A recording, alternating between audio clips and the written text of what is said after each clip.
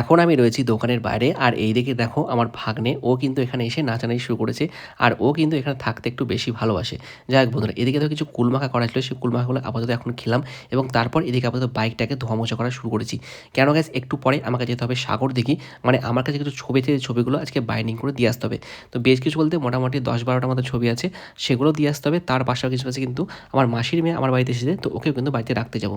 তো যাই হোক বন্ধুরা, এই যে আপাতত মাসির মেয়ে মানে আমার বোন রেডি হয়ে গেছে, তো ওকে নিয়ে আমি কিন্তু বেরিয়ে পড়লাম সাগর দিঘির উদ্দেশ্যে। আর এই দিকে এই রাস্তার ভিউগুলো দেখো কি সুন্দর লাগছে দেখতে। মানে আমি তো রাস্তা যেতে যেতে এটাই ভাবছিলাম যে এখানে যে প্রি ওয়েডিং কিংবা বৃদ্ধি লোকের এইসব ভিডিও বা ছবিগুলো তোলা হয় না, মানে মারাত্মক লাগবে দেখতে। মানে একটা ফটোগ্রাফার হয়ে এইটুকুই তো দেখার, তাই না, যে কোথায় কী ধরনের ফ্রেম রয়েছে, কোথায় ছবি তুললে ভালো লাগবে। তো যাই হোক, এগুলো কিন্তু চলে আসে মাথার মধ্যে হুট করেই। তো এই যে এদিকে মাসির বাড়ি এসে এদিকে বোনকে ডাকলাম, তার পাশাপাশি ছবিগুলোকে ডেলিভারি করলাম এবং তারপর আমি কিন্তু বেরিয়ে পড়লাম বাড়ির উদ্দেশ্যে। আর এদিকে পড়ে গেছে রেলগেট, তো আবার এখন কিছুক্ষণ আমাকে অপেক্ষা করে ফিরতে হবে আমাকে বাড়ি। তো চলো বন্ধুরা, টাটা।